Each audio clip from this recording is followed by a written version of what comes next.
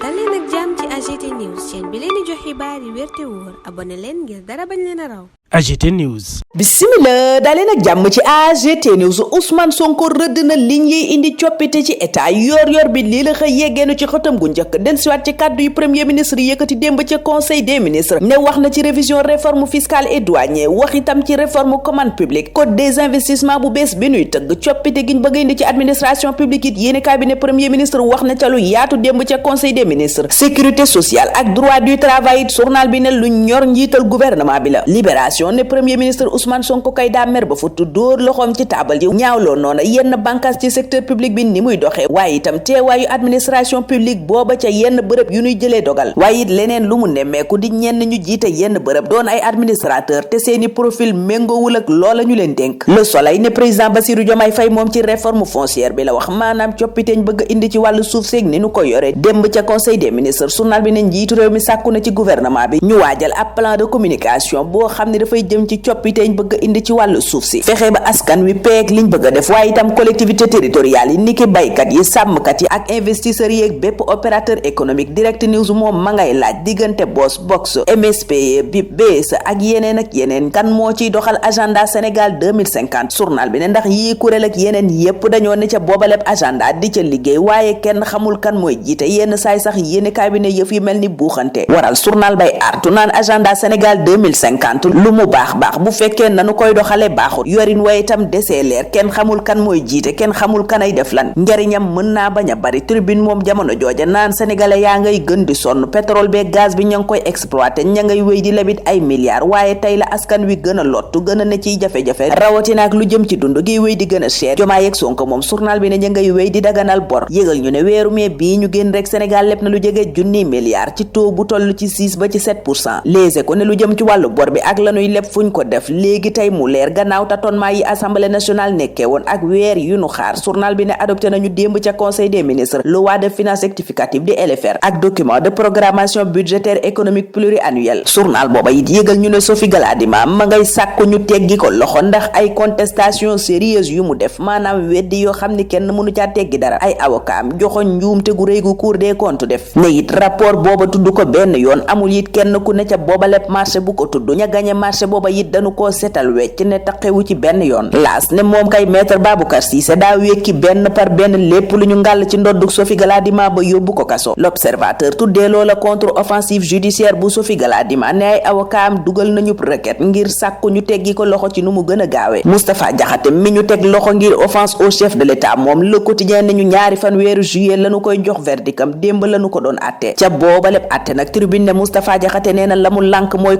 clochardisation wu république bi Pastef bëgg a def source a ne Moustapha Diakhaté kay daa intraitable kenn mënutoon ca moom dara journal bi ne na mu ñàkkee woon tontu enquêteurs yi keroog ba nu ko tegee loxo noona la def ak procureur démb koo kay laaj Moustapha Diakhaté ni pat rek xamal na juge bi nag ne guñaafiye mooy koo xam ne xamut la muy def mu ne am njiitu réew mën naa juum waaye président de la république it dañu koo war a respecté Moustapha Diakhaté ne ci kanamu enquêteurs yi nag damaa amoon gàcc ndax yaakaaruma woon ne lii danañu ma ci topp avocat yi topp ci tànkam ne newuñu ci normalisation wu liberté d'expression kenn mënta xañab opposant mu yëkkati kàddoom wax li mu jàpp ne jaarut yoon ci réew mi mu teg ca ne mën nañu ñoo tëj junniy at waaye kenn du tee ñu critiquer ba réew mi ni mu war a doxee mu doxee noona taxawaayam booba moom sa bopp ak waxi dëggam nag l'info ne Moustapha Diakhaté daf caa yàgg lool journal bi dëxëñ loola ci portrait témoignage bu mu ko jagleel moom mi mu tuddee l'homme debout dellusiwaat ci àtte bi ñu ko doon àtte démb ngir baatu guñaaf yéegu mu wax procureur de la république nag journal bi ne juróom benn weer la sàkku ñu tëj ko Moustapha Diakhaté ñett ya la bëgg mu tëdd di 6 mois dont 3 mois ferme Omar Sow miñ doon toppee diffusion de fausses nouvelles yéene kaay bi ne juróom benn weeri kaso lañu ko daan benn ba lay tëdd keneen ku dem kaso l'observateur ne mooy xale bu jigéen ba faatoon seexam ca Ziguinchor Awa Bodian yéene kaay bi ne réccu na lool nag jëfam ja ca kanamu enquêteur yi diggante jooy yu metti ak ñàkk xam li xew dëgg yéene kaay bi ne élève booba am ñaar fukki at ak ñaar ci la newoon ba muy nettali na yëf ya demee yéene kaay bi dellusiwaat ci janoom ak waa police centrale bu Ziguinchor ñi ko mujjee jébbal yoon l'observateur it yëgal ñu ne Calz mujjee nañu ko teg loxo gannaaw ñeenti weer yu mu dawoon mooy indicateur police bi ñu tuddoon ci faatuk ndaw li di Pape Coulibaly Mamour Diallo Mame Boye Diao Modou Gueye ñetti directeur domaine ñetti scandale soxal leen l'évidence lii la xëyee samp ci xëtam gu njëkk aw laaj ne ndax poste domaine booba daa mujjee doon poste musiba mbàbba kumba ba ku fa toog boo wàccee ay jafe-jafe topp la nga mujjee caa am lanteeg yoon. Libération waxtu woowa naan ñu gannaaw rapportub CENTIF bi njortu blanchiment de capitaux pôle judiciaire financier dal na ci kaw premier bet juge troisième cabinet financier bi yéene cabinet ay mandat d'amener la joxe ngir Joris Dutel gérant premier bet Sénégal ak actionnaire bi di Franck Attal jiite Editec sàkku it ci dik mu doxal loola journal bi ne waaye Joris Dutel moom bañ ku ko jàppi indi ko moo waral mu teewal boppam ca kanamu juge ba. Franck Attal mi jóge Sénégal weeru octobre atum 2019 ba tey moom yéene cabinet mandat d'amener booba bu moytuwul mandat d'arrêt international lay mujjee doon. TNT bi nu dénkoon Excaf enquête waxtu woowa naan ñu mi ngi mujjee ci loxol Mali yéene cabinet ab marché gré à gré lañu jox benn opérateur malien boo xam ne jur na coow ñi yëngu ca booba lépp secteur di ñaawlu loola tey sàkku ñu fësal contrat bi te audité TDS ak ni muy doxee Walf Quotidien naan président Bassirou Diomaye Faye moom gaaye demoon ca dialogue baa ngi koy teg pression ngir lanu fa waxtaanee yépp mu doxal ko waaye ca Les Échos opposition ba demoon dialogue ma nga naan d'accordu na ci cumul mandat d'accordu na ci statut de l'opposition d'accordu na ci article liberticide yi niki exercice liberté publique yi Pastef nag ñu ne daal lànk lépp loo xam ne démb moom la doon ñaawlu maanaam lu doon xarab démb rek tey daganal nan ko waral opposition booba naan bépp dogal buñ fi jël ci seen cëggal guy maanaam unilatéral nanu xam ne loola foo mën a lépp lu nu waxtaanee ca boobaleb dialogue ak lépp lu cay conclusion maanaam lu ca tukkee Le Quotidien moom naan li tukkee ci demu président Bassirou Diomaye Faye bi ca Ndar mooy mbaan jox na compagnie sucrière sénégalaise junniy hectares yu teg ñaar fukk ak juróom benn di 1026 hectares yoo xam ne yéene cabinet visite économique bu président Bassirou Diomaye Faye amal moo waral ñu baralee noona jéego ngir compagnie sucrière sénégalaise ca mbaan démb ci Ndakaaru point actu ak yeneen yéenekaay di nu yëgal ne door nañu journée de concertation sur la communication di waxtaan yoo xam ne yéenekaay ba ne lépp lu cay jafe-jafe presse bi becc nan ko fa ñi jiite kuréelu tasukaay xibaar yi yéenekaay bi ne janoon nañu ak ministère de la communication wax seeni ñetti dëgg ci jafe-jafe yi taskatu xibaar yi ak këru tasukaay xibaar yi jànkonteel Sa Thiès mi war a jonganteeg Zarko dimanche bi ñu dëkmal moom ca tribune ma ngi koy diggi duma dig ko itam daan bu amul benn werante ñun ca loola lañuy taxaw ñaanal leen kendal ak jàmm dig daje ëllëg incha allah. AGT News.